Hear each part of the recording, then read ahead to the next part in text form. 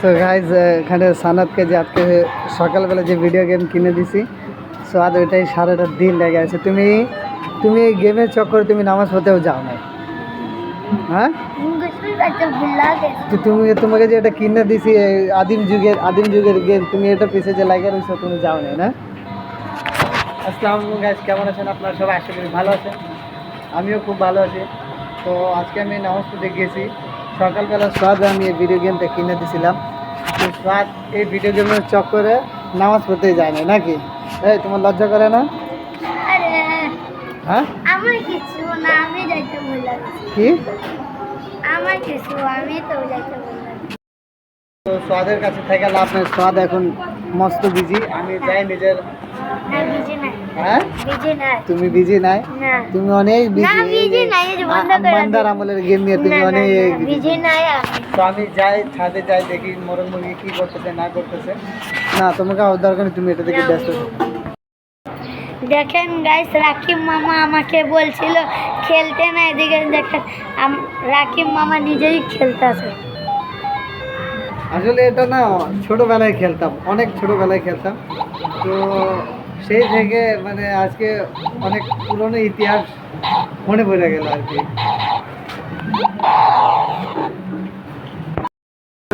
চলে আসছি ছাদে।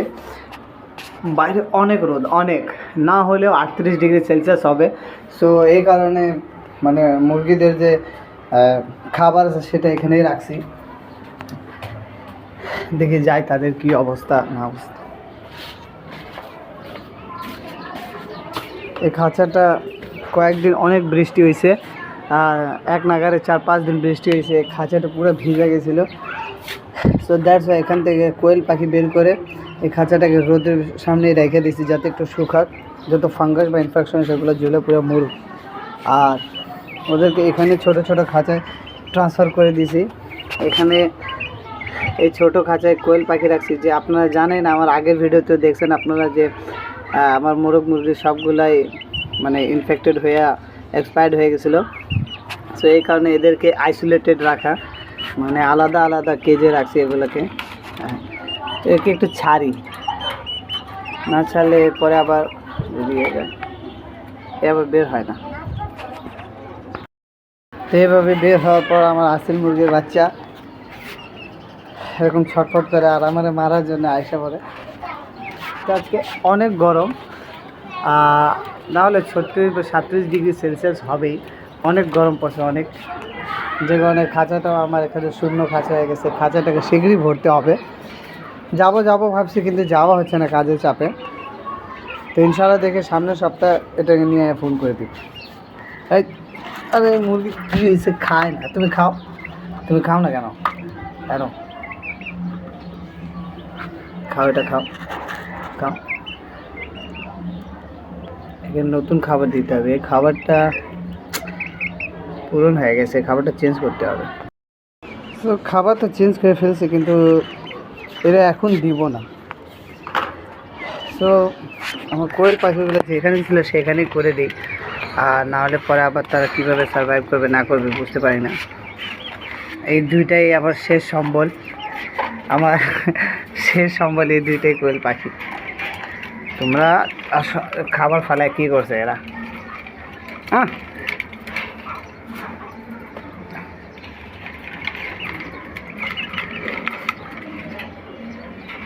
যাও, খাবার পুরা ফালাই দিছে, পুরা খাবার ফালাই দিছে।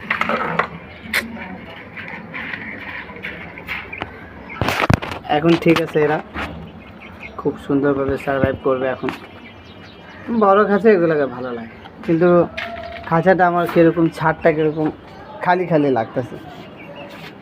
খালি খালি হতে দিব না, সেখানে এটাকে পূরণ করবো ইনশাল্লাহ। সো এরা যখন আমি এত সুন্দর সুন্দর করে খাবার বানিয়ে দিই, খায় না, কিন্তু এই কোয়েল পাখির ময়লা আবর্জনাগুলা ফেলে রাখা খাবার এগুলো খায়।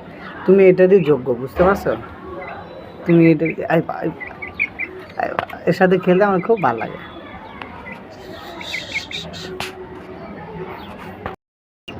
সো ওকে এভাবে হাতে করে পানি খাওয়াতে হয়, হাতে করে খাবার খাওয়াতে হয়। ওদের মতো না যে ওদেরকে খাবার দিলে ওরা খাবারের ভিতরে গিয়ে গোসল করে। কী হয়েছে তোমার? হ্যাঁ কী হয়েছে তোমাকে? কী হয়েছে কী হয়েছে কী হয়েছে? পুষ নাও, খাও, পানি খাও, পানি খাও, পানি খাও, পানি খাওয়া শেষ মনে হয়। ওই যে আরেকটাকে দেখেন, ওকে খাবার দিলে ও খাবারের ভিতরে গিয়ে গোসল করে।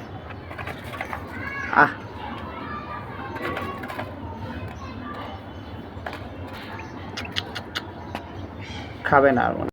তো এখানে না আমি বিটরুটের গাছ লাগিয়েছিলাম, তো আল্লাহর রহমতে বিটরুটের গাছ কিছু কিছু হইতেছে, আমার গাছটা মরেও যাইতেছে।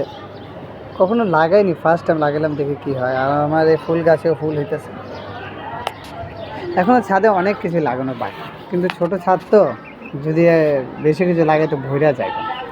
সো এখন এটার ভিতর ঢোকানোর পালা, আমিও চলে যাব খাইতে। খাবার শেষে আপনাদের সাথে এসে কথা বলবো। সব খাইতে বুঝে গাইজ, আমি খেয়াল করি না যে আকাশের অবস্থা একদম ভয়াবহ হয়ে গেছে। মানে ইনশাল্লাহ আল্লাহ যদি চায় কিছুক্ষণের মধ্যে বৃষ্টি শুরু হয়ে যাবে। তো এদেরকে যত শীঘ্র সম্ভব, বাতাসও চলতেছে, ঠান্ডা বাতাস, ওই কারণে আকাশটা কালো হয়ে গেছে। এদেরকে যত শীঘ্র সম্ভব এখন মানে রুমের মধ্যে নিয়ে যেতে হবে। রুমের মধ্যে নিয়ে যেতে বলে এই আসিল মুরগাকে আমি সিঁড়ি রুমে রেখে দিই, আর এদেরকে সুন্দর করে ঢাকা দিই। তো আগে রেখে দিয়ে এদেরকে, তারপর এদেরকে ঢাকা শেষ। আর আসিল মুরগাকেও আসিল মুরগাটাকে আমি এখানে রেখে রাখছি। এটা হচ্ছে সেফ প্লেস। ওরে রাত্রে আমি যখন থেকে বৃষ্টি শুরু হয়েছে, রাত্রে এখানেই রাখি। এখানেই ও সেফ থাকে, সমস্যা হয় না। আর যেহেতু ওকে একটু এক্সট্রা কেয়ারের দরকার, তাই ওকে একটু এক্সট্রা কেয়ার করে রাখি। সো গাইস, এই ছিল আজকে আমার ব্লগ। আজকে শুক্রবারের দিন, তো আর কিছু আমার ছাদে দেখানোর বাকি নাই, আপনাদেরকে দেখাবো। সো যদি ভিডিওটা ভালো লেগে থাকে তাহলে অবশ্যই চ্যানেলটা সাবস্ক্রাইব করবেন এবং আমার ভিডিওটা লাইক করবেন।